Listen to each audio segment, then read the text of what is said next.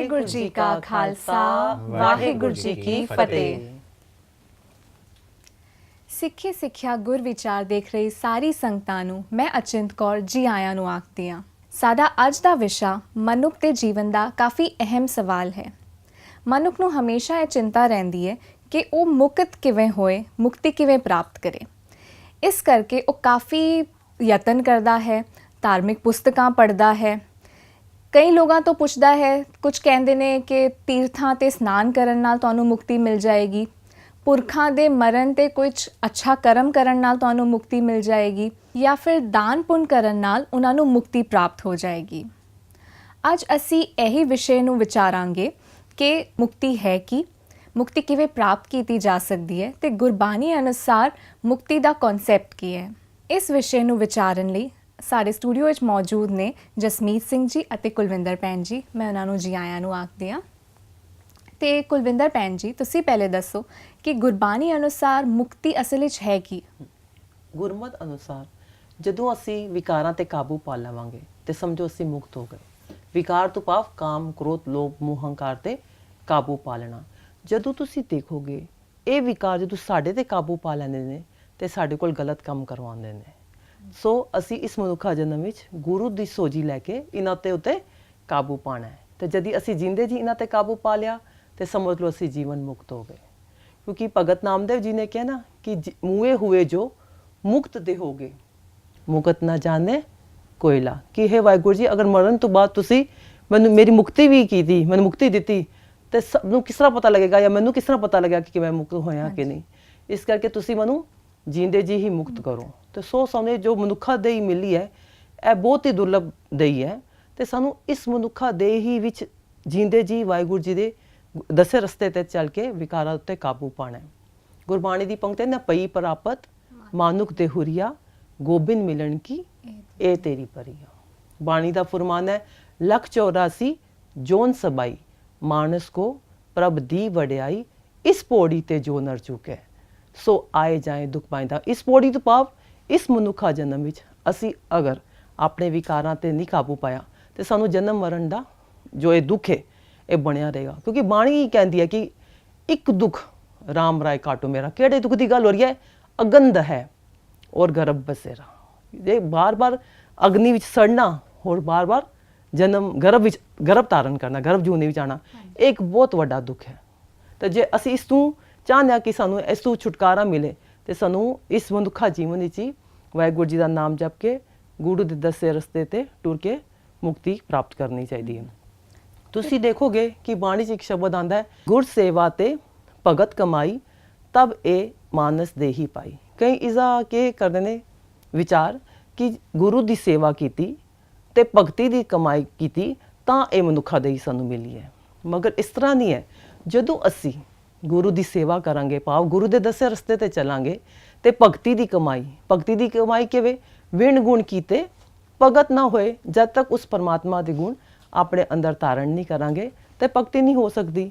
ਤੇ ਜਦੋਂ ਅਸੀਂ ਗੁਰੂ ਦੀ ਸੇਵਾ ਕਰਾਂਗੇ ਤੇ ਭਗਤੀ ਦੀ ਕਮਾਈ ਕਰਾਂਗੇ ਤੇ ਤਾਂ ਸਾਨੂੰ ਇਹ ਮਾਨਸ ਦੇਹੀ ਨਹੀਂ ਮਿਲੀ, ਤਾਂ ਤੇ ਸਾਡੀ ਮੁਕਤੀ ਹੋਣੀ ਸੀ। ਤਾਂ ਇਸ ਦਾ ਸਹੀ ਅਰਥ ਇਹ ਹੈ ਕਿ ਜਦੋਂ ਅਸੀਂ ਗੁਰੂ ਦੀ ਸੇਵਾ ਕਰਾਂਗੇ ਤੇ ਭਗਤੀ ਦੀ ਕਮਾਈ ਕਰਾਂਗੇ ਤਾਂ ਸਮਝੋ ਕਿ ਇਹ ਮਨੁੱਖਾ ਦੇਹੀ ਸਾਨੂੰ ਮਿਲੀ ਹੈ, ਨਹੀਂ ਤੇ ਅਸੀਂ ਪਸ਼ੂ ਹੀ। ਤੇ ਇੱਥੇ ਤੁਸੀਂ ਕਾਫੀ ਇੰਪੋਰਟੈਂਟ ਚੀਜ਼ ਸਾਨੂੰ ਦੱਸੀ ਹੈ, ਕਲੀਅਰ ਕਰ ਦਿੱਤਾ ਹੈ ਕਿ ਮਰਨ ਤੋਂ ਬਾਅਦ ਕੋਈ ਮੁਕਤੀ ਨਹੀਂ ਹੈ। ਇਹ ਜੀਂਦੇ ਜੀ ਹੀ ਸਾਨੂੰ ਮੁਕਤ ਹੋਣਾ ਹੈ ਸਾਡੇ ਵਿਕਾਰਾਂ ਤੋਂ। ਜਦ ਅਸੀਂ ਉਹ ਮੁਕਤੀ ਪ੍ਰਾਪਤ ਕਰ ਲਾਂਗੇ ਤਾਂ ਸਾਡਾ ਜੀਵਨ ਮੁਕਤ ਹੋ ਜਾਏਗਾ। ਨਾਲ ਹੀ ਨਾਲ ਤੁਸੀਂ ਇਹ ਵੀ ਇੱਕ ਗੱਲ ਕੀਤੀ ਕਿ ਜੀਵਨ ਤੇ ਮਰਨ ਤੋਂ ਸਾਨੂੰ ਮੁਕਤ ਹੋਣਾ ਹੈ। ਤੇ ਗੁਰਬਾਣੀ ਦੇ ਅਨੁਸਾਰ ਵੀਰ ਜੀ ਮੈਂ ਤੁਹਾਨੂੰ ਪੁੱਛਣਾ ਚਾਹਾਂਗੀ ਕਿ ਜੀਵਨ ਤੇ ਮਰਨ ਦਾ ਕਨਸੈਪਟ ਕੀ ਹੈ, ਹੋਰ ਉਸ ਤੋਂ ਸਾਨੂੰ ਮੁਕਤ ਕਿਵੇਂ ਹੋਣਾ ਹੈ? ਹੁਣੀ ਇੱਕ ਬੜੀ ਪਿਆਰੀ ਪੰਕਤੀ ਸਾਹਮਣੇ ਲੈ ਕੇ ਆਈ ਸੀ, ਗੁਰ ਸੇਵਾ ਤੇ ਭਗਤ ਕਮਾਈ, ਤਬ ਇਹ ਮਾਨਸ ਦੇ ਹੀ ਪਾਈ। ਜਦੋਂ ਗੁਰੂ ਦੀ ਸੇਵਾ ਕਰੀਏ, ਉਸ ਫਲਸਫੇ ਨੂੰ ਸਮਝੀਏ ਤੇ ਜਦੋਂ ਇਹ ਵਿਸ਼ ਸੰਸਾਰ ਤੁਮ ਦੇਖਤੇ ਇਹ ਹਰ ਕਾ ਰੂਪ ਹੈ, ਜਦੋਂ ਸਮਾਜ ਦੇ ਵਿੱਚ ਅਸੀਂ ਉਸ ਪਰਮਾਤਮਾ ਨੂੰ ਦੇਖਾਂਗੇ, ਜਦੋਂ ਸਮਾਜ ਦੇ ਵਿੱਚ ਵਿਚਰਦੇ ਹਾਂ ਹਰ ਮਨੁੱਖ ਦੇ ਵਿੱਚ ਉਸ ਰੱਬ ਨੂੰ ਵੇਖਾਂਗੇ ਤੇ ਉਸ ਮਨੁੱਖ ਦੇ ਨਾਲ ਅਸੀਂ ਕਦੀ ਗਲਤ ਵਿਵਹਾਰ ਨਹੀਂ ਕਰਾਂਗੇ, ਭਾਵ ਅਸੀਂ ਗੁਰੂ ਦੀ ਸੇਵਾ ਕਰਦੇ ਪਏ ਹਾਂ। ਇਸੇ ਲਈ ਜਦੋਂ ਭਗਤੀ ਦਾ ਕਨਸੈਪਟ ਵੀ ਦੱਸਿਆ, ਉਹ ਦੱਸਿਆ ਵਿਨ ਗੁਣ ਕੀਤੇ ਭਗਤ ਨਾ ਹੋਏ। ਜੇ ਤੂੰ ਸੋਚਦਾ ਪਿਆ ਹੈ ਕਿ ਤੂੰ ਜ਼ਿੰਦਗੀ ਦੇ ਵਿੱਚ ਗੁਣ ਧਾਰਨ ਕੀਤੇ ਬਿਨਾ, ਜੇ ਤੂੰ ਕੋਈ ਕਰਮ ਕਾਂਡ ਕੀਤੇ ਆ ਭਗਤੀ ਕਰ ਸਕਦਾ ਹੈ, ਤੇ ਗੁਰੂ ਸਾਹਿਬ ਕਹਿੰਦੇ ਨੇ, ਹੇ ਸਿੱਖਾ, ਇਹ ਤੇਰਾ ਮਾਨਸਿਕ ਵਹਿਮ ਜ਼ਰੂਰ ਹੋ ਸਕਦਾ ਹੈ, ਪਰ ਸੱਚ ਤੂੰ ਕੋਹਾਂ ਦੂਰ ਹੈ। ਤੁਹਾਡਾ ਜੋ ਸਵਾਲ ਹੈ ਉਹ ਸਾਡੀ ਸੋਚ ਤੇ ਹਿੱਟ ਕਰਦਾ ਹੈ। ਮਨੁੱਖ ਨੇ ਬਹੁਤ ਉਹ ਕੰਮ ਕੀਤੇ ਧਰਮ ਦੇ ਨਾਂ ਤੇ, ਖਾਸ ਕਰਕੇ ਜਿਸ ਵਿੱਚ ਮਰਨ ਤੋਂ ਬਾਅਦ ਮੁਕਤੀ ਦਾ ਕਨਸੈਪਟ ਆਇਆ, ਜੋ ਮਨੁੱਖ ਦੇ ਆਪਣੇ ਕੰਟਰੋਲ ਵਿੱਚ ਨਹੀਂ ਸੀ। ਪਰ ਗੁਰੂ ਸਾਹਿਬ ਕਹਿੰਦੇ ਨੇ, ਇਹੀ ਤੇਰਾ ਅਵਸਰ, ਇਹੀ ਤੇਰੀ ਬਾਰ, ਘਟ ਭੀਤਰ ਤੂੰ ਦੇਖ ਵਿਚਾਰ, ਕਹਿਤ ਕਬੀਰ ਜੀਤ ਕਹਿ ਹਰ, ਬਹੁ ਬਿਦ ਕਹਿਓ ਪੁਕਾਰ ਪੁਕਾਰ ਪੁਕਾਰ। ਹੈ ਸਿੱਖਾ, ਜ਼ਿੰਦਗੀ ਦੀ ਬਾਜ਼ੀ ਤੇਰੇ ਆਪਣੇ ਹੱਥ ਹੈ।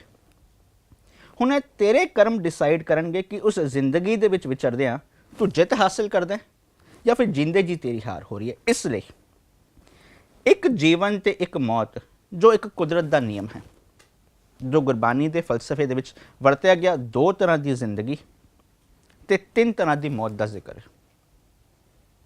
ਇੱਕ ਉਹ ਜੀਵਨ ਜੋ ਕੁਦਰਤ ਦੇ ਨੇਮ ਅਨੁਸਾਰ ਹੋਣਾ ਹੀ ਹੋਣਾ ਹੈ, ਸਾਡਾ ਸਰੀਰਕ ਜੀਵਨ, ਸਾਡਾ ਸਾਰਿਆਂ ਦਾ ਹੋਇਆ।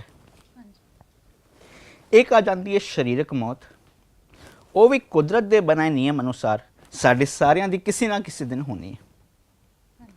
ਉਹ ਚੀਜ਼ ਸਾਡੇ ਕੰਟਰੋਲ ਵਿੱਚ ਨਹੀਂ। ਹਾਂ, ਦੁਨੀਆ ਜਿਵੇਂ ਜਿਵੇਂ ਪ੍ਰੋਗਰੈਸ ਕਰਦੀ ਹੈ, ਮੈਡੀਕਲ ਸਾਇੰਸ ਐਡਵਾਂਸ ਕਰਦੀ ਹੈ, ਦੁਨੀਆ ਦੇ ਵਿੱਚ ਬਿਮਾਰੀਆਂ ਚੋਂ ਬਚਣ ਲਈ ਦਵਾਈਆਂ ਸਾਹਮਣੇ ਆ ਰਹੀਆਂ ਨੇ, ਤੇ ਲਾਈਫ ਐਕਸਪੈਕਟੈਂਸੀ ਜ਼ਰੂਰ ਵੱਧਦੀ ਪਈ ਹੈ। ਹਾਂ, ਗੁਰੂ ਕਹਿੰਦੇ ਜ਼ਿੰਦਗੀ ਦੁਨੀਆ ਦੇ ਵਿੱਚ ਵਿਚਰਦੇ ਆ, ਤੂੰ ਇਹ ਧਿਆਨ ਰੱਖੀ ਕਿ ਇੱਕ ਚੰਗੇ ਤਰੀਕੇ ਨਾਲ ਆਪਣੀ ਜ਼ਿੰਦਗੀ ਜੀਏ, ਤਾਂ ਕਿ ਤੂੰ ਕਿਸੇ ਲਈ ਇੱਕ ਪ੍ਰੈਸ਼ਰ, ਕਿਸੇ ਲਈ ਇੱਕ ਟੈਨਸ਼ਨ ਨਾ ਕ੍ਰੀਏਟ ਕਰੇ। ਇਸ ਲਈ ਆਪਣੇ ਸਰੀਰ ਨੂੰ ਜ਼ਰੂਰ ਸਾਂਭ ਕੇ ਰੱਖੀ। ਪਰ ਕੁਦਰਤ ਦੇ ਨੇਮ ਅਨੁਸਾਰ ਸਰੀਰਕ ਜੀਵਨ ਤੇ ਸਰੀਰਕ ਮੌਤ ਹੋਣਾ ਹੀ ਹੋਣਾ ਹੈ। ਇਸ ਕਰਕੇ ਤੂੰ ਆਪਣਾ ਫੋਕਸ ਉਸ ਤੇ ਨਾ ਪਾ, ਪਰ ਇੱਕ ਦੂਜੀ ਚੀਜ਼ ਤੇ ਫੋਕਸ ਪਾ, ਜੋ ਇਹੀ ਤੇਰਾ ਅਵਸਰ ਹੈ। ਮਨੁੱਖ ਜੀਂਦੇ ਜੀ ਮੁਕਤੀ ਦਾ ਕਨਸੈਪਟ ਦੱਸਿਆ, ਵਿਕਾਰਾਂ ਚੋਂ ਬਚਣਾ। ਉਹ ਕਿਉਂ? ਕਿਉਂਕਿ ਮਨੁੱਖ ਜੀਂਦੇ ਜੀ, ਰੱਬ ਨੇ ਸਾਨੂੰ ਇਨਸਾਨ ਬਣਾਇਆ। ਹੁਣ ਸਾਡਾ ਇਹ ਫਰਜ਼ ਬਣਦਾ ਸੀ ਕਿ ਉਸ ਇਨਸਾਨੀਅਤ ਭਰਪੂਰ ਜ਼ਿੰਦਗੀ ਜੀਣਾ, ਪਰ ਅਸੀਂ ਕਦੀ ਲੋਭ ਵਸ ਆ ਗਏ। ਉਸ ਲੋਭ ਦੇ ਵਿੱਚ ਆ ਕੇ ਅਸੀਂ ਇੱਕ ਕੁੱਤੇ ਦੀ ਜ਼ਿੰਦਗੀ ਜੀ। ਇੱਕ ਛੋਟੀ ਜਿਹੀ ਉਦਾਹਰਨ ਦਾ, ਇੱਕ 25 30 35 ਸਾਲ ਦਾ ਇੱਕ ਨੌਜਵਾਨ ਵੈਸੇ ਤੇ ਆਪਣੀਆਂ ਮੁੱਛਾਂ ਉੱਤੇ ਕਰਕੇ ਚੱਲੇਗਾ, ਪਰ ਜਿਸ ਵੇਲੇ ਉਹਦਾ ਆਨੰਦ ਕਾਰਜ ਹੋਣਾ ਹੈ, ਜਦੋਂ ਉਹ ਲੋਭ ਦੇ ਵਿੱਚ ਆ ਕੇ ਦਾਜ ਵੀ ਲਏ, ਮਿਲਨੀਆਂ ਵੀ ਕਰਾਏ, ਭਾਵ ਉਹ ਬਾਹਰੋਂ ਇਨਸਾਨ ਨਜ਼ਰ ਆਂਦਾ ਪਿਆ, ਪਰ ਉਹਦੇ ਅੰਦਰ ਦਾ ਲੋਭ ਦੱਸਦਾ ਪਿਆ ਉਹ ਕੁੱਤੇ ਦੀ ਜੂਨ ਵਿੱਚ ਹੈ। ਦੁਨੀਆ ਦੇ ਵਿੱਚ ਸੱਪ ਜ਼ਹਿਰ ਵੰਡਦਾ ਹੈ। ਤੂੰ ਇਹੋ ਜਿਹੀ ਬੋਲੀ ਦੀ ਵਰਤੋਂ ਕਰੇ ਜੋ ਕਿਸੇ ਨੂੰ ਬਰਬਾਦ ਕਰਕੇ ਰੱਖ ਦੇ, ਕਿਸੇ ਦੇ ਵਿੱਚ ਦਰਾਰ ਪਾ ਦੇ। ਤੂੰ ਬਾਹਰੋਂ ਇਨਸਾਨ ਨਜ਼ਰ ਆ ਰਿਹਾ, ਪਰ ਚੇਤਾ ਰੱਖੀ ਤੂੰ ਇੱਕ ਸੱਪ ਹੈ।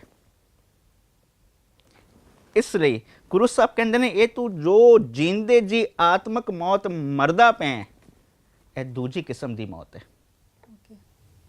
ਜੀਂਦੇ ਜੀ ਇੱਕ ਕੁੱਤੇ ਦੀ ਜੂਨ ਵਿੱਚ ਆਣਾ, ਹਾਂਜੀ, ਜੀਂਦੇ ਜੀ ਇੱਕ ਸੱਪ ਦੀ ਜੂਨ ਵਿੱਚ ਆਣਾ, ਜੀਂਦੇ ਜੀ ਕਾਮ ਵਸ ਹੋ ਕੇ ਹਾਥੀ ਦੀ ਜੂਨ ਵਿੱਚ ਆਣਾ। ਪਰ ਗੁਰੂ ਸਾਹਿਬ ਕਹਿੰਦੇ ਨੇ, ਮੈਂ ਤੈਨੂੰ ਗਿਆਨ ਗੁਰੂ ਨਾਲ ਜੋੜਿਆ, ਤਾਂ ਕਿ ਉਸ ਗਿਆਨ ਗੁਰੂ ਨਾਲ ਜੀ ਕੇ ਤੂੰ ਇੱਕ ਤੀਜੀ ਕਿਸਮ ਦੀ ਮੌਤ ਮਰੇ। ਉਹ ਕਿਹੜੀ? ਸ਼ਬਦ ਮਰੋ ਫਿਰ ਜੀਵੋ ਸਦੀ।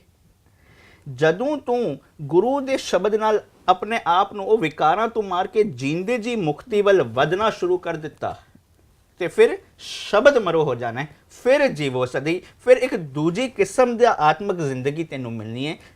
ਉਸ ਜ਼ਿੰਦਗੀ ਦੇ ਨਾਲ ਤੂੰ ਜੀਂਦੇ ਜੀ ਆਤਮਿਕ ਮੌਤ ਨਹੀਂ ਮਰਨਾ। ਫਿਰ ਮੈਨੂੰ ਕਹਿਣ ਦੇਣਾ, ਇਹ ਮਰਨ ਤੋਂ ਬਾਅਦ ਅਰਦਾਸ ਕਰਨ ਦੀ ਲੋੜ ਨਹੀਂ ਪੈਣੀ ਕਿ ਤੁਸੀਂ ਇਹਨਾਂ ਗੁਰੂ ਸਾਹਿਬ ਇਹਨਾਂ ਨੂੰ ਚਰਨਾਂ ਦੇ ਵਿੱਚ ਨਿਵਾਸ ਬਖਸ਼ੋ, ਕਿਉਂਕਿ ਜੀਂਦੇ ਜੀ ਕੰਮ ਹੀ ਇੰਨੇ ਸੋਹਣੇ ਕੀਤੇ ਕਿ ਗੁਨਾਹ ਦੇ ਨਾਲ ਉਸ ਪਰਮਾਤਮਾ ਨਾਲ ਮਿਲਾਪ ਹੋ ਗਿਆ।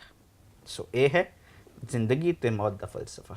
2 ਕਿਸਮ ਦੀਆਂ ਜ਼ਿੰਦਗੀਆਂ, ਇੱਕ ਸਰੀਰਕ ਜ਼ਿੰਦਗੀ ਜੋ ਸਾਡੀ ਹੋ ਚੁੱਕੀ ਹੈ, ਇੱਕ ਸਰੀਰਕ ਮੌਤ ਜੋ ਕੁਦਰਤ ਦੇ ਨੇਮ ਅਨੁਸਾਰ ਹੋਣੀ ਹੈ, ਇੱਕ ਆਤਮਕ ਤੌਰ ਤੇ ਅਸੀਂ ਜੋ ਵਿਕਾਰਾਂ ਦੇ ਅਧੀਨ ਆ ਕੇ ਮਰਦੇ ਪਏ ਹਾਂ, ਇਹ ਦੂਜੀ ਮੌਤ। ਤੇ ਤੀਜੀ ਮੌਤ ਸ਼ਬਦ ਮਰੋ, ਗੁਰੂ ਦੇ ਸ਼ਬਦ ਨਾਲ ਜਦੋਂ ਤੂੰ ਆਪਣੇ ਆਪ ਨੂੰ ਮਾਰ ਲਿਆ, ਫਿਰ ਇੱਕ ਆਤਮਿਕ ਜ਼ਿੰਦਗੀ ਤੈਨੂੰ ਮਿਲੇਗੀ, ਜਿਸ ਜ਼ਿੰਦਗੀ ਦੇ ਨਾਲ ਤੂੰ ਮਰਨਾ ਕਦੀ ਨਹੀਂ ਹੈ। ਜੀਵਨੋ ਮੈਂ ਜੀਵਨ ਪਾਇਆ। ਜਦੋਂ ਉਹ ਜੀਵਨ ਆ ਗਿਆ, ਫਿਰ ਤੂੰ ਇਨਸਾਨ ਬਣਿਆ, ਇਨਸਾਨੀਅਤ ਭਰਪੂਰ ਜ਼ਿੰਦਗੀ ਜੀਏਗਾ। ਹਾਂਜੀ। ਆਓ ਅਸੀਂ ਇਹ ਜਾਣਨ ਦੀ ਕੋਸ਼ਿਸ਼ ਕਰੀਏ ਕਿਹੜੇ ਕਰਮ ਕੀਤਿਆਂ ਸਾਨੂੰ ਮੁਕਤੀ ਮਿਲ ਸਕਦੀ ਹੈ ਤੇ ਕਿਹੜੇ ਕਰਮ ਕੀਤਿਆਂ ਮੁਕਤੀ ਨਹੀਂ ਮਿਲੇਗੀ। ਕੁਲਵਿੰਦਰ ਭੈਣ ਜੀ, ਮੈਂ ਤੁਹਾਡੇ ਕੋਲੋਂ ਪੁੱਛਣਾ ਚਾਹਾਂਗੀ, ਗੁਰਬਾਣੀ ਦੇ ਆਧਾਰ ਤੇ ਸਾਨੂੰ ਕੁਝ ਚਾਨਣ ਪਾਓ ਕਿ ਕਿਹੜੇ ਕਰਮ ਕੀਤਿਆਂ ਮੁਕਤੀ ਪ੍ਰਾਪਤ ਹੋ ਸਕਦੀ ਹੈ ਤੇ ਕਿਹੜੇ ਕਰਮ ਕੀਤਿਆਂ ਸਾਨੂੰ ਮੁਕਤੀ ਨਹੀਂ ਮਿਲੇਗੀ। ਦੇਖੋ, ਦੋ ਚੀਜ਼ਾਂ ਨੇ, ਇੱਕ ਹੈ ਕਰਮ ਤੇ ਇੱਕ ਦੂਸਰਾ ਹੈ ਕਰਮ ਕਾਂਡ। ਕਰਮ ਉਹਨੇ ਜੋ ਅਸੀਂ ਕਰਨੇ ਨੇ, ਗੁਰੂ ਦੇ ਦੱਸੇ ਰਾਹ ਤੇ ਚੱਲਣਾ ਹੈ, ਤੇ ਦੂਸਰਾ ਉਹਨਾਂ ਦਾ ਸਾਨੂੰ ਫਲ ਮਿਲਦਾ ਹੈ। ਦੂਸਰਾ ਹੈ ਕਰਮ ਕਾਂਡ, ਭਾਵ ਜੋ ਕਰਮ ਅਸੀਂ ਕਰਨੇ ਆ ਉਸਦਾ ਕੋਈ ਰਿਜ਼ਲਟ ਨਹੀਂ, ਉਸਦਾ ਸਾਨੂੰ ਕੋਈ ਪ੍ਰਾਪਤੀ ਨਹੀਂ ਹੁੰਦੀ। ਹੁੰਦਾ ਕਿਵੇਂ ਕਿ ਅਸੀਂ ਸਾਰੀ ਜ਼ਿੰਦਗੀ ਕਰਮ ਕਾਂਡ ਕਰਦੇ ਰਹਿੰਦੇ ਹਾਂ, ਫਿਰ ਪਰੇਸ਼ਾਨ ਵੀ ਰਹਿੰਦੇ ਹਾਂ ਕਿ ਮੁਕਤੀ ਨਹੀਂ ਹੋਈ। ਔਰ ਅਸੀਂ ਜਾਣਬੁੱਝ ਕੇ ਨਹੀਂ ਕਰਦੇ, ਕਿਉਂਕਿ ਸਾਨੂੰ ਸੋਝੀ ਉਤਨੀ ਹੈ, ਸਾਨੂੰ ਗੁਰੂ ਦੀ ਮੱਤ ਨਹੀਂ ਮਿਲੀ, ਅਸੀਂ ਗੁਰੂ ਨਾਲ ਨਹੀਂ ਜੁੜੇ, ਤੇ ਇਸ ਕਰਕੇ ਅਸੀਂ ਕਰਮ ਕਾਂਡਾਂ ਵਿੱਚ ਹੀ ਪਏ ਰਹਿੰਦੇ ਹਾਂ। ਉੱਥੇ ਹੀ ਸਾਡਾ ਫਿਰ ਅੰਤ ਹੋ ਜਾਂਦਾ ਸਰੀਰ ਦਾ, ਤੇ ਮੁਕਤੀ ਤੋਂ ਵਾਂਝੇ ਰਹਿ ਜਾਂਦੇ। ਤੇ ਸਾਨੂੰ ਹੁਣ ਕਿਹੜੇ ਕਰਮਾਂ ਨਾਲ, ਦੇਖੋ ਅਸੀਂ ਇੱਕ ਸ਼ਬਦ ਗੁਰੂ ਗ੍ਰੰਥ ਸਾਹਿਬ ਵਿੱਚੋਂ ਲਾਵਾਂਗੇ ਤੇ ਉਸ ਤੋਂ ਸਾਨੂੰ ਪਤਾ ਲੱਗ ਜਾਏਗਾ ਕਿ ਅਸੀਂ ਕਿਹੜੇ ਕਰਮ ਕਰਨੇ ਨੇ ਔਰ ਕਿਹੜੇ ਨਹੀਂ ਕਰਨੇ ਨੇ। ਗੁਰਬਾਣੀ ਦਾ ਸ਼ਬਦ ਹੈ, ਕਰਮ ਧਰਮ ਪਾਖੰਡ ਜੋ ਦਿਸੈ ਤਿੰਨ ਜਮ ਜਾਗਾਤੀ ਲੂਟੈ। ਭਾਵ ਕਰਮ ਧਰਮ ਦੇ ਨਾਮ ਤੇ ਜੋ ਅਸੀਂ ਕਰਮ ਕਰਨੇ ਆ, ਜੋ ਪਾਖੰਡ ਕਰਨੇ ਆ, ਕਹਿੰਦੇ ਨੇ ਤਿੰਨ ਉਹਨਾਂ ਕਰਮਾਂ ਨੂੰ ਜਮ ਜਾਗਾਤੀ ਲੂਟੇ। ਜੋ ਜਮ ਹੈ ਉਹ ਟੈਕਸ ਦੇ ਤੌਰ ਤੇ ਲੁੱਟ ਲੈਂਦਾ ਹੈ, ਭਾਵ ਉਹ ਇੱਥੇ ਹੀ ਖਤਮ ਹੋ ਜਾਂਦੇ ਨੇ। ਫਿਰ ਕਹਿੰਦੇ ਨਿਰਬਾਣ ਕੀਰਤਨ ਗਾਵੋ ਕਰਤੇ ਕਾ ਨਿਮਕ ਸਿਮਰਤ ਜਿਤ ਛੂਟੈ। ਨਿਰਬਾਣ ਤੋਂ ਭਾਵ ਵਾਸ਼ਨਾ ਤੋਂ ਰਹਿਤ ਹੋ ਕੇ, किसी कामना तो बिना। निर्वाण कीर्तन गावो करते का, उस अकाल पुरख की सिर्फ सलाह करो। निमक सिमरत, निमक तो पावे जिस मैं अख बंद करके खोली इसको निमक कहते हैं। निमक सिमरत जित छूटे, छूटे भाव असी संसार समुद्र तो तर सकते हैं, असी विकारां तो बच सकते हैं। हुण इसी शब्द की तुसीं रहाओ की पंक्ति लोगे, कहते संतो सागर पार उतरिए। इत्थे संतो तो पावे सत्संगी जनो, सागर पार उतरिए। आओ हुण संसार समुद्र तो किस तरह पार उतरना है, अगे ही आंसर दिता है, जे को बचन कमावै संतन का। हुण इत्थे किहड़ी गल आ गई है, कमाई दी गल। जे को बचन कमावै संतन का सो गुर प्रसादी तरिए। फिर गुरु की किरपा नाल वो संसार समुद्र नूं पार कर लैंदा है। लेकिन पहला क्या करना है, जे को बचन कमावै, बचन कमान दा काम असां ने करना है, फिर गुरु ने किरपा करनी है ते असां ने फिर मुक्त हो जाना है। तो कई बारी असी क्या करने आ कि बचन सुनते बहुत हाँ, बचनों नूं पढ़ते बहुत हाँ, बचनों नूं विचारते बहुत हाँ, मगर कमान वाले पासे असी बिल्कुल नहीं आते। हर रोज़ हर दिन प्रतिदिन जदों असी उठने साढ़े से एक नवा पेपर तैयार होंदा है। जदों बच्चे स्कूलों पढ़ते मैं देखने होंदा 3 मंथ्स बाद या 6 मंथ्स बाद या 1 साल बाद उन्होंने पेपर आंदा है तो उन्होंने पास फेल दी होंदी है।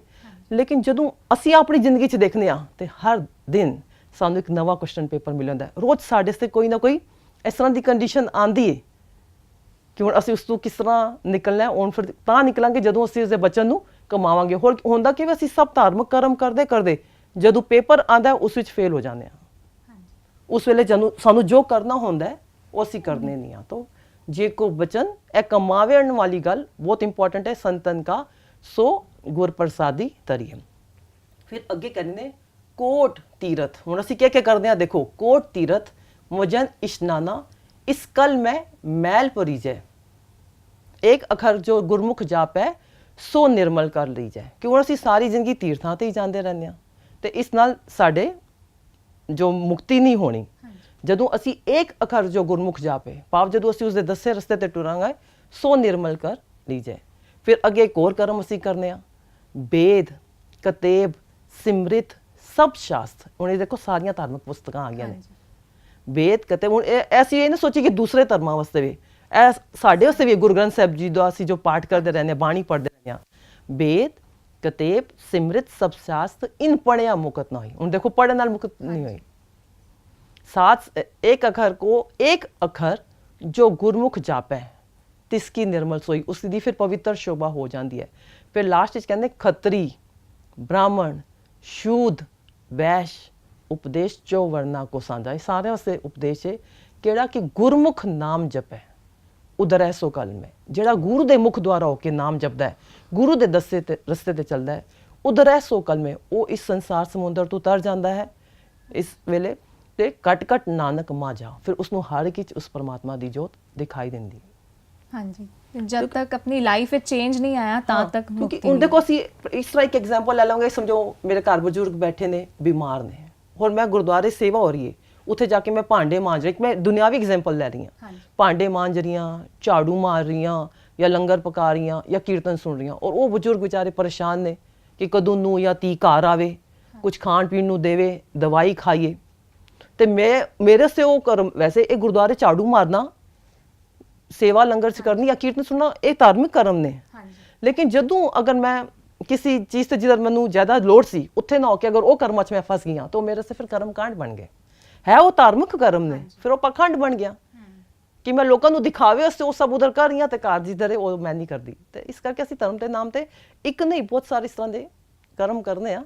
ਤੇ ਉਹ ਕਰਮ ਅਸੀਂ ਡਿਫਾਈਨ ਨਹੀਂ ਕਰ ਸਕਦੇ ਕਿ ਕਿਹੜੇ ਕਰਮ ਕੀਤੇ ਆ, ਸਾਨੂੰ ਸਿਚੁਏਸ਼ਨਲੀ ਦੇਖਣਾ ਪਏਗਾ ਕਿ ਕਿਹੜੀ ਸਿਚੁਏਸ਼ਨ ਤੇ ਕਿਹੜੇ ਕਰਮ ਸਾਨੂੰ ਕਰਨੇ ਚਾਹੀਦੇ ਨੇ ਗੁਰਬਾਣੀ ਦੇ। ਹਾਂ, ਜਿਸ ਤੇ ਅਕਾਲ ਪੁਰਖ ਸਾਡੇ ਤੇ ਖੁਸ਼ ਹੋਵੇ, ਸਾਡੇ ਕਰਮ ਇਸ ਤਰ੍ਹਾਂ ਹੋਣੇ ਚਾਹੀਦੇ ਨੇ ਕਿ ਇੱਕ ਇੱਕ ਸਾਡੇ ਕਰਮ ਤੇ ਵਾਹਿਗੁਰੂ ਜੀ ਖੁਸ਼ ਹੋਣ।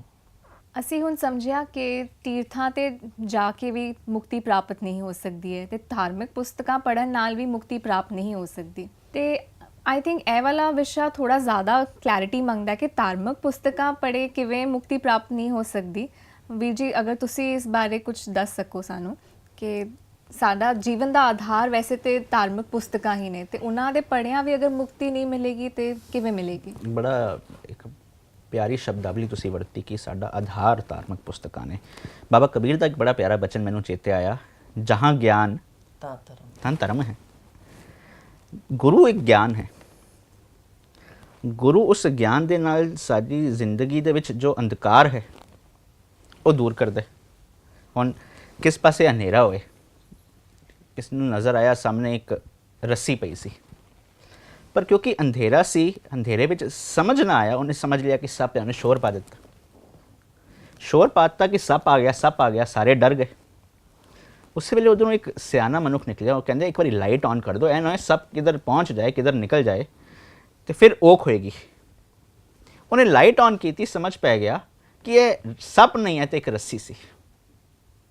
ਉਹ ਸਮਝ ਕਿਵੇਂ ਪਈ? ਗਿਆਨ ਦੇ ਨਾਲ। ਉਹ ਗਿਆਨ ਸਾਡੀ ਜ਼ਿੰਦਗੀ ਦਾ ਅੰਧਕਾਰ ਦੂਰ ਕਰਦਾ ਹੈ। ਇਸ ਲਈ ਹਾਂ, ਬਾਣੀ ਪੜ੍ਹਨੀ ਹੈ, ਧਾਰਮਿਕ ਗ੍ਰੰਥ ਪੜ੍ਹਨੇ ਹਨ, ਪਰ ਜੇ ਜੋ ਇਧਰ ਜ਼ਿਕਰ ਕੀਤਾ, ਸੰਤੋ ਸਾਗਰ ਪਾਰ ਉਤਰੀਏ ਜੇ ਕੋ ਬਚਨ ਕਮਾਵੇ ਸੰਤਨ ਕਾ, ਇਧਰ ਸ਼ਬਦ ਜੋ ਬਹੁਤ ਜ਼ੋਰ ਸਟ੍ਰੈਸ ਸਾਡੀ ਇਕਾਗਰਤਾ ਮੰਗਦਾ ਹੈ, ਉਹ ਕਮਾਉਣ ਦੀ ਹੈ। ਧਾਰਮਿਕ ਪੁਸਤਕਾਂ ਜਾਂ ਧਾਰਮਿਕ ਗ੍ਰੰਥ ਜਾਂ ਧਾਰਮਿਕ ਮੰਤਰ ਜਦੋਂ ਪੜ੍ਹਨ ਦੀ ਗੱਲ ਕਰੀਏ ਤੇ ਇੱਕ ਬੜਾ ਕਿਸੇ ਥਾਂ ਤੇ ਕਿਸੇ ਜਗ੍ਹਾ ਤੇ ਬੈਠ ਕੇ ਕੇਵਲ ਧਾਰਮਿਕ ਪੁਸਤਕਾਂ ਪੜ੍ਹੇ ਜਾਣਾ ਮੈਨੂੰ ਲੱਗਦਾ ਜ਼ਿਆਦਾ ਔਖਾ ਕੰਮ ਨਹੀਂ ਹੈ। ਬੜਾ ਪਿਆਰਾ ਬਚਨ ਆਂਦਾ ਹੈ, ਮੁਖੋਂ ਹਰ ਹਰ ਸਭ ਕੋ ਕਰੇ, ਵਿਰਲੇ ਹਿਰਦੇ ਵਸਾਇਆ। ਵਿਰਲੇ ਦਾ ਭਾਵ ਜਿਹਨੇ ਵਸਾ ਲਿਆ ਹੈ ਉਹ ਮਹੱਤਵਪੂਰਨ ਇੰਪੋਰਟੈਂਟ ਪਰਸਨ ਹੋ ਗਿਆ। ਵਿਰਲੇ ਦਾ ਮਤਲਬ ਇਹ ਨਹੀਂ ਕਿ ਕਰੋੜਾਂ ਵਿੱਚੋਂ ਕੋਈ ਇੱਕ ਬੰਦਾ ਹੋਏਗਾ। ਜਿਹਨੇ ਵਸਾ ਲਿਆ ਉਹ ਮਨੁੱਖ ਬੜਾ ਮਹੱਤਵਪੂਰਨ ਇੰਪੋਰਟੈਂਟ ਪਰਸਨ ਹੋ ਗਿਆ, ਕਿਉਂਕਿ ਉਹ ਆਪਣੇ ਜੋਗਾ, ਆਪਣੇ ਪਰਿਵਾਰ ਜੋਗਾ, ਆਪਣੇ ਸਮਾਜ ਜੋਗਾ ਹੋ ਗਿਆ। ਹਾਂਜੀ, ਇਸ ਲਈ ਕਰੇ ਨੇ ਮੁਖੋ ਹਰ ਹਰ ਸਭ ਕੋ ਕਰੇ। ਧਾਰਮਿਕ ਗ੍ਰੰਥ ਸਾਰੇ ਪੜ੍ਹਦੇ ਪਏ ਨੇ, ਪਰ ਵਿਰਲੇ ਹਿਰਦੇ ਵਸਾਇਆ ਨਾਨਕ ਜਿਨ ਕੇ ਹਿਰਦੇ ਵਸਿਆ ਮੋਖ ਮੁਕਤ ਤਿੰਨ ਪਾਇਆ। ਜਿਹਦੇ ਹਿਰਦੇ ਦੇ ਵਿੱਚ ਵਸ ਗਿਆ ਉਹਨੂੰ ਮੁਕਤੀ ਮਿਲ ਗਈ। ਮੈਂ ਥੋੜਾ ਹੋਰ ਖੋਲਾਂ। ਭਗਤ ਨਾਮਦੇਵ ਸਾਹਿਬ ਦਾ ਇੱਕ ਬੜਾ ਕੀਮਤੀ ਵਚਨ ਹੈ। ਇੱਕ ਬੱਚਾ ਬਾਜ਼ਾਰ ਗਿਆ, ਹਾਂਜੀ, ਕਿਉਂਕਿ ਤੁਹਾਡਾ ਸਵਾਲ ਹੈ ਕਿ ਧਾਰਮਿਕ ਗ੍ਰੰਥ ਪੜ੍ਹਿਆ ਵੀ ਮੁਕਤੀ ਨਹੀਂ। ਧਾਰਮਿਕ ਗ੍ਰੰਥ ਪੜ੍ਹਨੇ ਹਨ ਕਿਉਂਕਿ ਉਹ ਪੜ੍ਹ ਕੇ ਜੋ ਸਾਨੂੰ ਸਮਝ ਆਏਗੀ, ਉਸ ਸਮਝ ਦੇ ਨਾਲ ਅਸੀਂ ਵਿਕਾਰਾਂ ਦਾ ਸਾਹਮਣਾ ਕਰਾਂਗੇ ਤਾਂ ਮੁਕਤੀ ਮਿਲੇਗੀ। ਹਾਂਜੀ, ਪਰ ਅਸੀਂ ਜੇ ਉਹਨੂੰ ਪੜ੍ਹਿਆ ਇੱਕ ਕੇਵਲ ਕਰਮਕਾਂਡ ਦੇ ਰੂਪ ਵਿੱਚ, ਇੱਕ ਰਿਚੁਅਲ ਦੇ ਰੂਪ ਵਿੱਚ, ਜੇ ਉਹਨੂੰ ਅਸੀਂ ਅਮਲੀ ਰੂਪ ਨਹੀਂ ਦਿੱਤਾ, ਭਾਵ ਹੈ ਤਾਂ ਮੁਕਤੀ ਨਹੀਂ, ਜੇ ਉਹ ਕਮਾਈ ਦੇ ਵਿੱਚ ਨਹੀਂ ਆਇਆ। ਭਗਤ ਨਾਮਦੇਵ ਇੱਕ ਬੜੀ ਪਿਆਰੀ ਉਦਾਹਰਨ ਦਿੰਦੇ ਨੇ। ਭਗਤ ਨਾਮਦੇਵ ਕਹਿੰਦੇ ਨੇ ਇੱਕ ਬੱਚਾ ਬਾਜ਼ਾਰ ਗਿਆ, ਇੱਕ ਪੇਪਰ ਲੈ ਕੇ ਆਇਆ, ਬੜੀ ਮਿਹਨਤ ਕੀਤੇ ਉਹਨੇ ਉਹਦੀ ਇੱਕ ਪਤੰਗ ਤਿਆਰ ਕੀਤੀ। ਪਤੰਗ ਤਿਆਰ ਕਰਕੇ ਉਹ ਆਪਣੇ ਘਰ ਦੇ ਛੱਤ ਤੇ ਚੜ੍ਹ ਗਿਆ। ਛੱਤ ਤੇ ਚੜਿਆ, ਉਹਨੇ ਫਿਰ ਪਤੰਗ ਉਡਾਣੀ ਸ਼ੁਰੂ ਕੀਤੀ। ਉਹਦੇ ਨਾਲ ਉਹਦੇ ਦੋਸਤ ਵੀ ਆ ਗਏ, ਉਹਨਾਂ ਦੇ ਨਾਲ ਗੱਲਾਂ ਬਾਤਾਂ ਕਰਦਾ। ਥੱਲੋਂ ਉਹਦੀ ਮਾਂ ਆਵਾਜ਼ ਮਾਰਦੀ, ਆ ਜਾ ਹੁਣ ਰੋਟੀ ਖਾ ਲੈ। ਮਾਂ ਨਾਲ ਵੀ ਗੱਲਾਂ ਬਾਤਾਂ ਕਰਦੇ, ਪਰ ਉਹਦਾ ਧਿਆਨ ਕਿਸ ਪਾਸੇ? ਪਤੰਗ ਦੀ ਡੋਰ ਵੱਲ। ਕਿਧਰ ਐ ਨਾ ਹੋਏ ਕਿ ਉਹ ਡੋਰ ਟੁੱਟ ਜਾਏ ਜੋ ਮੈਂ ਇਤਨੀ ਮਿਹਨਤ ਕੀਤੀ ਉਹਦਾ ਲਾਭ ਕੁਝ ਨਹੀਂ ਹੋਣਾ। ਇਹ ਪਰਿਭਾਸ਼ਾ ਹੈ। ਦੁਨੀਆ ਦੇ ਵਿੱਚ ਵਿਚਰਦਿਆਂ ਸਿੱਖਾ ਤੂੰ ਹਰ ਕੰਮ ਕਰ, ਤੂੰ ਕਿਰਤ ਕਰ, ਪਰ ਚੇਤਾ ਰੱਖੀ ਤੇਰੀ ਸੁਰਤ ਜੋ ਹੈ ਉਹ ਹਰ ਵੇਲੇ ਉਸ ਸੱਚ ਨਾਲ, ਉਸ ਉਪਦੇਸ਼ ਨਾਲ ਜੁੜੀ ਹੋਏ। ਜਦੋਂ ਤੂੰ ਕਿਸੇ ਨਾਲ ਕੋੜਾ ਬੋਲਣ ਲੱਗੇ ਤੇਰੇ ਚੇਤੇ ਵਿੱਚ ਆ ਜਾਏ ਮੈਂ ਤੇ ਉਸ ਗੁਰੂ ਦਾ ਪੁੱਤ ਹਾਂ ਜੋ ਮਿੱਠ ਬੋਲੜਾ ਜੀ ਹਰ ਸੱਜਣ ਸੁਆਮੀ ਮੋਰਾ ਹੈ। ਮੈਂ ਕਿਹਦੇ ਨਾਲ ਕੋੜਾ ਕਿਵੇਂ ਬੋਲ ਸਕਦਾ? ਉਸ ਤਰੀਕੇ ਨਾਲ ਜਦੋਂ ਤੂੰ ਕਿਸੇ ਨਾਲ ਕੋੜਾ ਨਹੀਂ ਬੋਲੇਗਾ ਤੂੰ ਜੀਂਦੇ ਜੀ ਨਹੀਂ ਮਰੇਗਾ। ਜਦੋਂ ਤੂੰ ਕਿਸੇ ਨਾਲ ਠੱਗੀ ਮਾਰਨ ਲੱਗੇ ਤੈਨੂੰ ਚੇਤੇ ਆ ਜਾਏ ਹੱਕ ਪਰਾਇਆ ਨਾਨਕਾ ਉਸ ਸੂਰ ਉਸ ਗਾਏ, ਗੁਰਪੀਰ ਹਾਮਾ ਤਾਂ ਭਰੇ ਜਾਂ ਮੁਰਦਾਰ ਨਾ ਖਾਏ। ਜਦੋਂ ਇਹ ਗੱਲ ਤੇਰੇ ਚੇਤੇ ਵਿੱਚ ਆ ਗਈ, ਤੇਰੀ ਸਿਮਰਤੀ ਵਿੱਚ ਆ ਗਈ, ਤੂੰ ਕਿਸੇ ਨਾਲ ਠੱਗੀ ਨਹੀਂ ਮਾਰੇਗਾ, ਫਿਰ ਤੂੰ ਜਿੰਦੇ ਜੀ ਉਸ ਲੋਭ ਦੇ ਅਧੀਨ ਆ ਕੇ ਇੱਕ ਕੁੱਤੇ ਦੀ ਜ਼ਿੰਦਗੀ ਦੇ ਵਿੱਚ ਨਹੀਂ ਜੀਏਗਾ। ਇਹ ਹੈ ਉਹਨੂੰ ਆਪਣੇ ਕਰਮਾਂ ਦੇ ਵਿੱਚ ਲੈ ਕੇ ਆਣਾ। ਭਗਤ ਨਾਮਦੇਵ ਦਾ ਬਚਨ, ਆਨੀ ਲੈ ਕਾਗਦ ਜੋ ਤੁਹਾਡੇ ਨਾਲ ਸਾਂਝ ਪਾਈ, ਕਾਟੀ ਲੈ ਗੁੱਡੀ ਆਕਾਸ਼ ਮਦੇ ਭਰਮੀਏ ਲੈ, ਪੰਜ ਜਨਾਸਿਓ ਬਾਤ ਬਤਾਊਆ ਪਰ ਇੱਕ ਗੱਲ ਹੈ ਚੀਤ ਸੋ ਡੋਰੀ ਰੱਖੀ, ਡੋਰੀ ਰੱਖੀ ਹਲੇ। ਉਹਨੂੰ ਪਤਾ ਹੈ ਮੇਰਾ ਚਿੱਤ ਉਸ ਡੋਰੀ ਵਾਲਾ, ਜੇ ਇੱਕ ਸੈਕਿੰਡ ਲਈ ਵੀ ਮੇਰਾ ਧਿਆਨ ਟੁੱਟਿਆ ਡੋਰੀ ਕੱਟੀ ਜਾਣੀ ਹੈ, ਮੇਰੀ ਮਿਹਨਤ ਦਾ ਕੋਈ ਇੱਕ ਲਾਭ ਨਹੀਂ ਹੋਣਾ। ਬਸ ਇਸੇ ਤਰੀਕੇ ਨਾਲ ਸਿੱਖਾ ਤੂੰ ਹਰ ਕੰਮ ਕਰ, ਪਰ ਹਾਂ ਜਦੋਂ ਜਿਸ ਧਾਰਮਿਕ ਗ੍ਰੰਥ ਨੂੰ ਤੂੰ ਪੜ੍ਹਦਾ ਪਿਆ ਉਸ ਧਾਰਮਿਕ ਗ੍ਰੰਥ ਨੂੰ ਪੜ੍ਹ ਕੇ ਸਮਝ ਕੇ ਇੱਕ ਅਮਲੀ ਰੂਪ ਦਿੱਤਾ, ਜਦੋਂ ਉਹ ਬਾਣੀ ਸਿੱਖਾ ਤੇਰੀ ਕਿਰਦਾਰ 'ਚੋਂ ਨਜ਼ਰ ਆਈ ਤਾਂ ਨਜ਼ਰ ਆਣਾ ਕਿ ਤੈਨੂੰ ਜੀਂਦੀ ਜੀ ਮੁਕਤੀ ਕਿਵੇਂ ਹੋਣੀ ਹੈ। ਜੇ ਤੇਰੇ ਕਿਰਦਾਰ 'ਚੋਂ ਨਜ਼ਰ ਨਾ ਆਈ ਤੇ ਫਿਰ ਸੰਤੋ ਸਾਗਰ ਪਾਰ ਉਤਰੀਏ, ਜੇ ਕੋ ਬਚਨ ਕਮਾਵੇ ਦੀ ਗੱਲ ਨਹੀਂ ਹੋ ਰਹੀ। ਇੱਕ ਉਦਾਹਰਨ ਮੈਂ ਹੋਰ ਚਲੋ ਦਿੰਦਾ ਜਾਂ ਕਿਉਂਕਿ ਤੁਹਾਡਾ ਸਵਾਲ ਬੜਾ ਅਹਿਮ ਸੀ। ਬਾਬਾ ਕਬੀਰ ਦਾ ਇੱਕ ਬੜਾ ਪਿਆਰਾ ਸ਼ਲੋਕ ਆਂਦਾ ਹੈ। ਬਾਬਾ ਕਬੀਰ ਭਗਤ ਨਾਮਦੇਵ ਤੇ ਭਗਤ ਤ੍ਰਿਲੋਚਨ ਦੀ ਜੋ ਹੋਈ ਵਾਰਤਾਲਾਪ ਹੈ ਉਹਨੂੰ ਬਿਆਨ ਕਰਦੇ ਨੇ। ਭਗਤ ਤ੍ਰਿਲੋਚਨ ਭਗਤ ਨਾਮਦੇਵ ਨੂੰ ਕਿਰਤ ਕਰਦੇ ਵੇਖਦੇ ਨੇ। ਭਗਤ ਨਾਮਦੇਵ ਵੀ ਕਿਰਤੀ, ਭਗਤ ਰਵਿਦਾਸ ਵੀ ਕਿਰਤੀ, ਭਗਤ ਕਬੀਰ ਵੀ ਕਿਰਤੀ। ਉਹ ਕਿਰਤ ਕਰਦੇ ਵੇਖਦੇ ਨੇ ਤਾਂ ਇੱਕ ਸਵਾਲ ਖੜਾ ਕਰਦੇ ਨੇ, ਨਾਮਾ ਮਾਇਆ ਮੋਇਆ ਕਹੇ ਤ੍ਰਿਲੋਚਨ ਮੀਤ, ਕਾਹੇ ਛਿਪੋ ਛਾਇਲੋ ਰਾਮ ਨਾ ਲਾਭੋ ਚੀਤ। ਜਦੋਂ ਮੈਂ ਤੈਨੂੰ ਦੇਖਦਾ ਤੂੰ ਕਿਰਤ ਕਰਦਾ ਪਿਆ ਹੈ, ਹੇ ਨਾਮਦੇਵ ਮੈਨੂੰ ਦੱਸੇਂਗਾ ਤੂੰ ਰੱਬ ਨੂੰ ਕਦੋਂ ਸਿਮਰੇ? ਭਗਤ ਨਾਮਦੇਵ ਜੋ ਭਗਤ ਤ੍ਰਿਲੋਚਨ ਨੂੰ ਜਵਾਬ ਦਿੰਦੇ ਨੇ, ਮੈਂ ਵੈਸੇ ਇੱਕ ਬਾਣੀ ਦਾ ਇੱਕ ਨੁਕਤਾ ਇਹਦਾ ਤੁਹਾਡੇ ਨਾਲ ਜ਼ਰੂਰ ਸਾਂਝਾ ਕਰਾਂ। ਭਗਤ ਕਬੀਰ ਨੂੰ ਕਿਵੇਂ ਪਤਾ ਲੱਗਿਆ ਕਿ ਭਗਤ ਨਾਮਦੇਵ ਤੇ ਭਗਤ ਤ੍ਰਿਲੋਚਨ ਦੀ ਇਹ ਵਾਰਤਾਲਾਪ ਹੋਈ? ਕਿਉਂਕਿ ਸ਼ਲੋਕ ਬਾਬਾ ਕਬੀਰ ਦਾ ਹੈ ਤੇ ਭਗਤ ਤ੍ਰਿਲੋਚਨ ਸਵਾਲ ਕਰਦੇ ਪਏ ਨੇ, ਨਾਮਾ ਮਾਇਆ ਮੋਇਆ ਕਹੇ ਤ੍ਰਿਲੋਚਨ ਮੀਤ, ਤੇ ਅੱਗੇ ਜਵਾਬ ਭਗਤ ਨਾਮਦੇਵ ਦਿੰਦੇ ਨੇ, ਨਾਮਾ ਕਹੇ ਤ੍ਰਿਲੋਚਨਾ ਮੁਖਤੇ ਰਾਮ ਸਮਾਰ। ਹੁਣ ਸਵਾਲ ਖੜਾ ਹੋ ਗਿਆ ਕਿ ਬਾਬਾ ਕਬੀਰ ਨੂੰ ਕਿਵੇਂ ਪਤਾ ਲੱਗਿਆ? ਭਗਤ ਨਾਮਦੇਵ ਦਾ ਆਪਣਾ ਸ਼ਬਦ ਇਸ ਗੱਲ ਦੀ ਗਵਾਹੀ ਭਰਦਾ ਹੈ। ਕਹੇ ਨਾਮਦੇਵ ਸੁਨੋ ਤ੍ਰਿਲੋਚਨ, ਭਗਤ ਨਾਮਦੇਵ ਦਾ ਸ਼ਬਦ। ਭਗਤ ਨਾਮਦੇਵ ਭਗਤ ਤ੍ਰਿਲੋਚਨ ਨੂੰ ਦੱਸਦੇ ਪਏ ਨੇ ਨਾਮ ਕਿਵੇਂ ਜਪਣਾ। ਭਗਤ ਨਾਮਦੇਵ ਕਹਿੰਦੇ ਨੇ ਤ੍ਰਿਲੋਚਨ ਇੱਕ ਮਾਂ ਨੂੰ ਵੇਖਿਆ,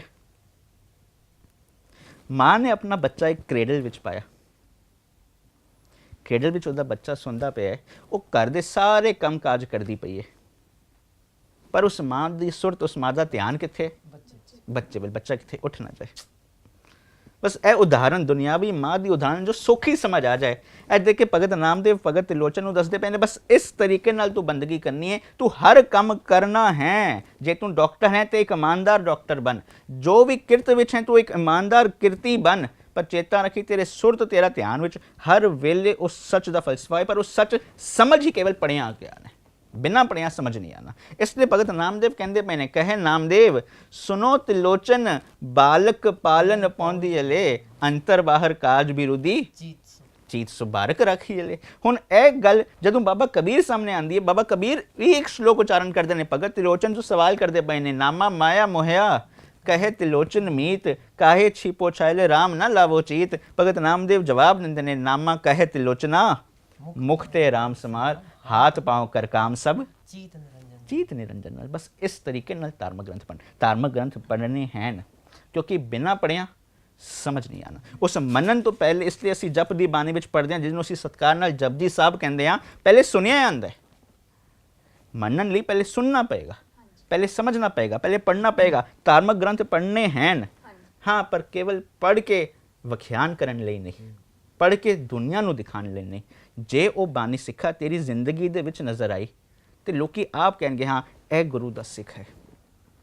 ਇਸ ਲਈ ਉਹ ਜੋ ਕਰਮ ਦਾ ਇੱਕ ਜ਼ਿਕਰ ਆਇਆ ਕਿ ਸੰਤੋ ਸਾਗਰ ਪਾਰ ਉਤਰੀਏ ਜੇ ਕੋ ਬਚਨ ਕਮਾਵੇ, ਉਸ ਕਮਾਈ ਦੀ ਗੱਲ ਉਸ ਧਾਰਮਿਕ ਗ੍ਰੰਥ ਨੂੰ ਆਪਣੀ ਜ਼ਿੰਦਗੀ ਦੇ ਵਿੱਚ ਲੈ ਕੇ ਆਉਣੀ ਹੈ। ਜੇ ਉਹ ਨਹੀਂ ਆਈ ਤੇ ਫਿਰ ਉਹਦੇ ਕੀਤਿਆਂ ਸਾਨੂੰ ਜਿੰਦੇ ਜੀ ਮੁਕਤੀ ਨਹੀਂ ਮਿਲ ਸਕਦੀ। ਕਿਉਂਕਿ ਅਸੀਂ ਦੇਖਦੇ ਹਾਂ ਨਾ ਕਿ ਇਹ ਨਹੀਂ ਅਸੀਂ ਕਿਉਂ ਇਸ ਤਰ੍ਹਾਂ ਦੇ ਕਰਮ ਕਾਂਡ ਕਰਨੇ, ਕਿਉਂਕਿ ਸਾਨੂੰ ਗਿਆਨ ਨਹੀਂ ਹੈ। ਸਾਡੇ 'ਚ ਸ਼ਰਧਾ ਬਹੁਤ ਹੁੰਦੀ ਹੈ ਮਗਰ ਗਿਆਨ ਨਹੀਂ ਹੁੰਦਾ। ਤੇ ਜਦੋਂ ਕਿੱਥੇ ਦੇਖੋ ਖਾਲੀ ਸ਼ਰਧਾ ਹੁੰਦੀ ਹੈ ਤੇ ਉਹ ਕਰਮ ਕਾਂਡਾਂ 'ਚ ਪੈ ਜਾਂਦਾ ਹੈ, ਤੇ ਕਿਤੇ ਕਿਤੇ ਦੇਖਦੇ ਖਾਲੀ ਗਿਆਨ ਹੀ ਗਿਆਨ ਹੈ, ਸ਼ਰਧਾ ਬਿਲਕੁਲ ਨਹੀਂ ਹੈ, ਉੱਚ ਉੱਚ ਗਿਆਨ ਦੀ ਬਣ ਜਾਂਦਾ ਹੈ। ਤੇ ਦੋਨੋਂ ਦਾ ਸੁਮੇਲ ਚਾਹੀਦਾ ਹੈ, ਸਾਡੇ ਅੰਦਰ ਸ਼ਰਧਾ ਵੀ ਹੋਵੇ ਔਰ ਸਾਡੇ ਅੰਦਰ ਗਿਆਨ ਵੀ ਹੋਵੇ, ਕਿਉਂਕਿ ਜਹਾਂ ਗਿਆਨ ਤਾਂ ਧਰਮ ਹੈ। ਬਾਣੀ ਦਾ ਫੈਸਲਾ ਹੈ, ਜਿਨ ਸ਼ਰਧਾ ਰਾਮ ਨਾਮ ਲੱਗੀ ਤਿਨ ਦੂਜੇ ਚਿਤ ਨਾ ਲਾਇਆ ਰਾਮ। ਹੁਣ ਜਦੋਂ ਇੱਕ ਸ਼ਰਧਾ ਦੀ ਪਰਿਭਾਸ਼ਾ, ਸ਼ਰਧਾ ਦੀ ਮੀਨਿੰਗ ਹੈ, ਜਦੋਂ ਤੇਰੀ ਸ਼ਰਧਾ ਇੱਕ ਨਾਲ ਜੁੜ ਗਈ ਹੈ ਸਿੱਖਾ, ਫਿਰ ਤੂੰ ਆਪਣਾ ਸਿਰ ਕਿਤੇ ਹੋਰ ਨਹੀਂ ਝੁਕਾਏਂਗਾ। ਫਿਰ ਜਿਹਦੇ ਅੱਗੇ ਤੂੰ ਸਿਰ ਝੁਕਾਉਂਦਾ ਪਿਆ ਤੁਧ ਨੂੰ ਨਿਮਨ ਮੰਨਣ ਤੇਰਾ ਨਾਮ, ਫਿਰ ਤੂੰ ਉਹਦੀ ਗੱਲ ਮੰਨੇਗਾ। ਜਦੋਂ ਤੂੰ ਉਹਦੀ ਗੱਲ ਮੰਨੇਗਾ ਫਿਰ ਸ਼ਬਦ ਮਰੋ, ਫਿਰ ਜੀਵੋ ਸਦੀ ਹੋ ਜਾਣਾ। ਇਸ ਕਰਕੇ ਲੋੜ ਹੈ ਜਿਸ ਗੁਰੂ ਅੱਗੇ ਝੁਕਦੇ ਪਿਆ, ਜੋ ਧਾਰਮਿਕ ਗ੍ਰੰਥ ਪੜ੍ਹਦੇ ਪਿਆ। ਮੈਂ ਫਿਰ ਦੁਬਾਰਾ ਇਸ ਕਰਕੇ ਸਟ੍ਰੈਸ ਕਰਦਾ ਪਿਆ, ਤੁਸੀਂ ਇੱਕ ਜ਼ਿਕਰ ਕੀਤਾ ਕਿ ਉਹ ਧਾਰਮਿਕ ਗ੍ਰੰਥ ਹੀ ਸਾਡਾ ਆਧਾਰ ਨੇ, ਬਿਲਕੁਲ ਸਹੀ ਗੱਲ ਹੈ। 100% ਇਸ ਗੱਲ ਨਾਲ ਮੈਂ ਐਗਰੀ ਕਰਦਾ, ਉਹ ਧਾਰਮਿਕ ਗ੍ਰੰਥ ਹੀ ਸਾਡਾ ਆਧਾਰ ਨੇ, ਕਿਉਂਕਿ ਜਹਾਂ ਗਿਆਨ ਤਹਾਂ ਧਰਮ ਹੈ।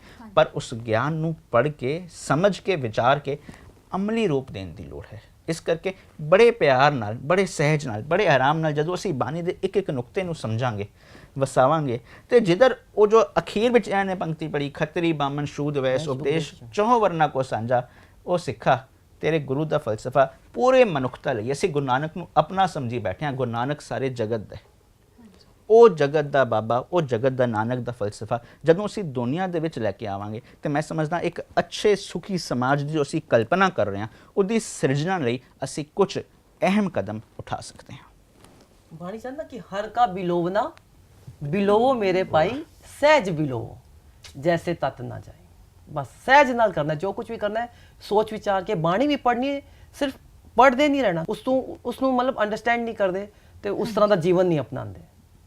ਤੇ ਸਹਿਜ ਬਿਲੋਵੋ ਜੈਸੇ ਤਤ ਰੱਖਣਾ ਹੈ, ਉਸ ਨੂੰ ਪੜ੍ਹਨਾ ਹੈ, ਸੋਝੀ ਲੈਣੀ ਹੈ, ਵਿਚਾਰ ਕਰਨੀ ਹੈ ਤੇ ਫਿਰ ਉਸ ਨੂੰ ਜੀਵਨ ਵਿੱਚ ਅਪਣਾਉਣਾ ਹੈ। ਪਹਿਲੇ ਪੜ੍ਹਨਾ ਹੈ, ਫਿਰ ਵਿਚਾਰਨਾ ਹੈ, ਫਿਰ ਉਸ ਤੋਂ ਗਿਆਨ ਲੈ ਕੇ ਅਪਣਾਉਣਾ ਹੈ। ਹਾਂਜੀ, ਅਸੀਂ ਖਾਲੀ ਪੜ੍ਹਨ ਤੱਕ ਹੀ ਸੀਮਤ ਨਾ ਰਹਿ ਜੀ। ਇੱਥੇ ਜੋ ਵੇਦ ਕਤੇਬ ਸਿਮਰਿਤ ਸਭ ਸ਼ਾਸਤਰ ਇਨ ਪੜ੍ਹਿਆ ਮੁਕਤ ਨਾ ਹੋਈ, ਸਿਰਫ ਪੜ੍ਹਨ ਤੱਕ ਨਹੀਂ ਰਹਿ ਜਾਈਏ, ਉਹਨਾਂ ਨੂੰ ਅਪਣਾਉਣ ਦੀ ਗੱਲ ਕਰੋ। ਹਾਂਜੀ, ਅੱਜ ਅਸੀਂ ਜਾਣਿਆ ਕਿ ਗੁਰਬਾਣੀ ਅਨੁਸਾਰ ਮੁਕਤੀ ਕੀ ਹੈ, ਕਿਹੜੇ ਕਰਮ ਕੀਤਿਆਂ ਸਾਨੂੰ ਮੁਕਤੀ ਪ੍ਰਾਪਤ ਹੋ ਸਕਦੀ ਹੈ ਤੇ ਕਿਹੜੇ ਕਰਮ ਕਰਨਾ ਵਿਅਰਥ ਹੈ।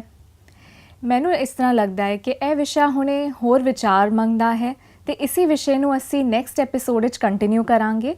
ਸਾਡਾ ਅੱਜ ਦਾ ਸਮਾਂ ਇੱਥੇ ਹੀ ਖਤਮ ਹੁੰਦਾ ਹੈ। ਉਮੀਦ ਹੈ ਤੁਹਾਨੂੰ ਸਾਡਾ ਐਪੀਸੋਡ ਪਸੰਦ ਆਇਆ ਹੋਵੇਗਾ। ਤੁਸੀਂ ਆਪਣੇ ਸੁਝਾਅ ਲਿਖ ਕੇ ਥੱਲੇ ਦਿੱਤੇ ਹੋਏ ਈਮੇਲ ਐਡਰੈਸ ਤੇ ਈਮੇਲ ਕਰ ਸਕਦੇ ਹੋ। ਮੈਂ ਵੀਰ ਜਸਮੀਤ ਸਿੰਘ ਜੀ ਅਤੇ ਕੁਲਵਿੰਦਰ ਕੌਰ ਭੈਣ ਜੀ ਦਾ ਬਹੁਤ ਧੰਨਵਾਦ ਕਰਦੀ ਹਾਂ ਕਿ ਉਹ ਸਾਡੇ ਸਟੂਡੀਓ ਵਿੱਚ ਆਏ ਤੇ ਸਾਡੇ ਨਾਲ ਵਿਚਾਰ ਸਾਂਝੇ ਕੀਤੇ। ਅਗਲੇ ਹਫਤੇ ਅਸੀਂ ਇਸੇ ਵਿਸ਼ੇ ਨੂੰ ਅੱਗੇ ਤੋਰਾਂਗੇ। ਹੋਈਆਂ ਭੁੱਲਾਂ ਚੁੱਕਾਂ ਦੀ ਖਿਮਾ, ਫਤਿਹ ਪ੍ਰਵਾਨ ਕਰਨੀ। ਵਾਹਿਗੁਰੂ ਜੀ ਕਾ ਖਾਲਸਾ, ਵਾਹਿਗੁਰੂ ਜੀ ਕੀ ਫਤਿਹ।